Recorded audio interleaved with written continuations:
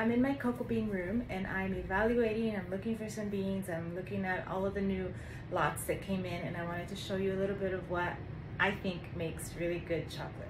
And because I'm in Brazil and we are restricted from importing cocoa from other parts of the world, we have to use Brazilian cacao. But I'm going to show you all the cacao that I work with, and you're going to see that even though it all comes from Brazil, it all looks very different. And then I'm going to tell you a little bit about what those flavor profiles are for each cocoa. It's October in Brazil and in most part of the world, and that means that it's the heavy harvest. So most of the cacao that we're going to be getting from any Brazilian area is going to be coming in now. And so the room has stocked up with most of the cacao that I'll be using for the rest of the year. So it's really important that I evaluate it, that I take a look, and that I understand what's going on with it to see if I have to roast it right away, to see if I can store it a little bit longer, or maybe to see if the flavor profile of it changed from last year to this year. And so this is a project that needs to be done. It's a Sunday night, and so this is what crazy chocolate makers do on Sunday nights. So this one here is one of my favorite cocos to work with. It comes from Bahia, and this cacao is probably the most perfect cacao that exists in Brazil, and it has some really heavy brownie notes. It's very chocolatey. Not a lot of acidity, more on like the nutty side, I would say, and it's looks amazing. It's impeccable. There's nothing that looks like it's broken. Everything comes like the same size, same color, same shape, and it's clean. There's no dust. And so for me, this looks exactly the same, the way that the last batch came at the last harvest. And so I have no doubt that it's going to make an amazing chocolate this time around as well. So that is a 10 in my book. This next cacao kind of looks like there's a little bit of mold on the outside. This amount of mold, I don't even know if it's mold, but this amount of grayness is okay. I wouldn't be too worried. I actually would make a little batch of chocolate of it before I continue to store it for a long time, because I actually don't know if this is caused by mold because of water. Like maybe there's still some humidity in here. It does feel like there is some humidity in here. If you listen to this one,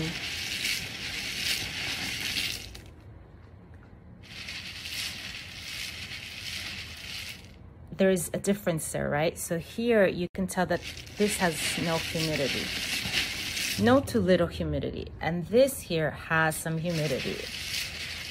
And so anyways, I opened the sack and then I'm looking at this. So the first thing I saw was this, which is like a flat bean. There's nothing inside of there, but it catches my attention because it's a negative, right? I see this bean, which is a little cracked, not a big deal. But overall, it looks kind of the same as last time. It's very uniform. There isn't anything off with it. And so I think this is going to be okay. But like I said, I would have to actually make a batch before I stamp it to continue using. And now we have this one here. So as you can see here, this literally looks like trash. So for me, this is what I would consider trash. Almost every single bean is broken, or the shell is missing, right? There's a lot of access for some disease or bacteria to come in here and have a party, insects. I don't like using beans that are broken, so these I will not be using for making chocolate. I probably will make some cocoa butter, cocoa powder, and eat it. I still will eat it. If there really isn't any mold or anything dangerous with it, it's still edible. It just does not cut my quality test for making chocolate bars. So this I will not be using for making chocolate, and I will not be purchasing from the same buyer anymore. This cacao here, to me, I don't like it. I'm pretty surprised that it arrived in this state. There's a lot of like black beans, right? There's like these beans here, and then there's these beans here. I mean, these are not the same, right? So this was fermented and dried a certain way. This was fermented and dried a certain way. This was fermented and dried a certain way. And I don't like that. As a chocolate maker, I can't really, I just can't count on thinking that the producer knew what they were doing when they did this. So it was mostly like, oh, they're just gonna take a shot at it. Because this doesn't generally happen on purpose. This was like someone didn't know what they were doing. Somebody maybe hired a new person on the farm. I don't know what's going on. I've never received the cacao like this. I've received it before and it never looked like this. So this looks completely different than what I've worked with before. I will make a test batch and see what's happening, what's going on. I will talk to the farmer and see what happened over there.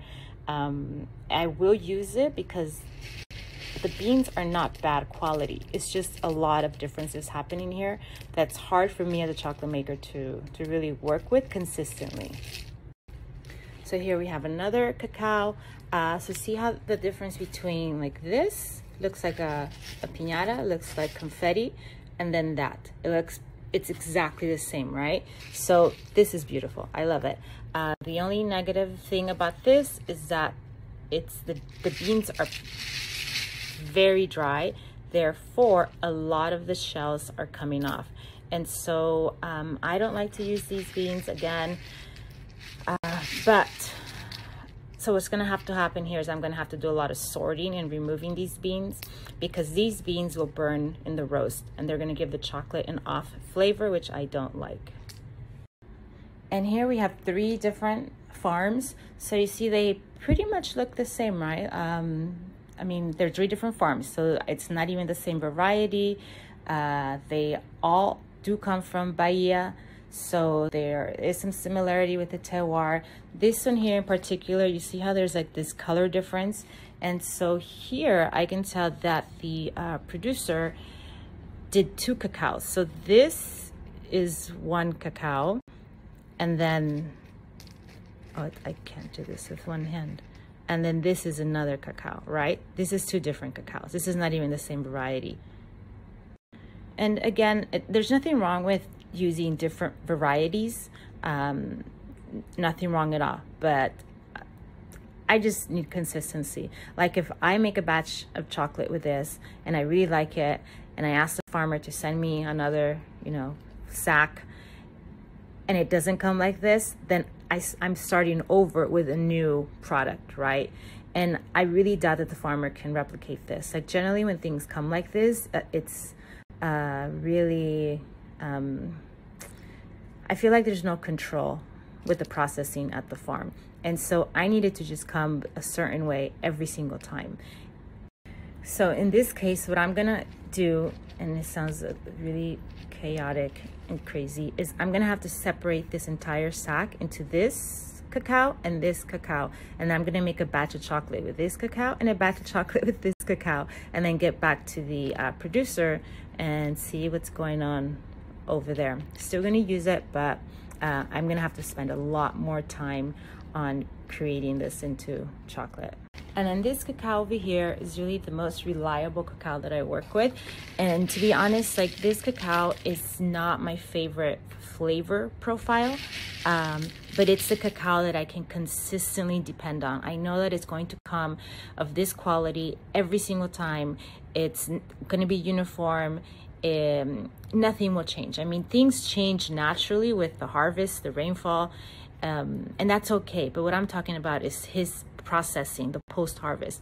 And so even though it's not my favorite flavor profile, it's the most consistent, therefore it's the one I use the most. And here we have like a table of horror. These are all defects in beans, right? So when you see a bean that maybe looks like that, it wasn't fermented correctly. So then you get a bean that's kind of purple. It's really what we say slaty, and it gives you not a good chocolate. Over here we have beans that were cut with the machete or with the knife, and so you see like everywhere that the knife cut into the cocoa pod, it's gonna leave a sliced here. And so because I don't use beans that are exposed without the shell, this is a problem. Like I can't have a lot of this in my cacao sack. And over here we have some beans that are moldy. So anytime you see a bean that is white, this is not where white chocolate comes from. This means that there's mold. So you absolutely never want to use beans where the mold has actually gone into the cacao. Here, I thought that the mold was really only external, but in some of the cocoa beans you see here, the mold actually is inside. So I would not be using these beans at all. In here we have some beans with insects. And you know that it's insects because there's all these little holes, you know, where they go inside to live and to eat. And all of this dust here is either insect poop or insect eggs. I'm not entirely sure yet, but either way, I don't want it in my chocolate, right? We don't want to eat it. So this is part of what gets removed when I sort my beans. And so the next few days, weeks, we actually spend a lot of time doing micro batches of all of this cacao just to make sure that everything's okay, because we're counting on this cacao to last us until next year. And so we just want to make sure that everything's okay, and if not, then that gives us enough time to look for another cacao or to have, you know, to set up for plan B if this cacao doesn't meet our flavor profile requirements. Let me know if you have any questions about evaluating cacao, looking for cacao. How do you know what cacao is good for your chocolate? Earlier we posted a video, but it was in Portuguese, so we're going to try to do Portuguese sometimes and sometimes English. So for the English speakers, let me know if you have any questions about how to choose your cacao, or how do you know if cacao will make good chocolate.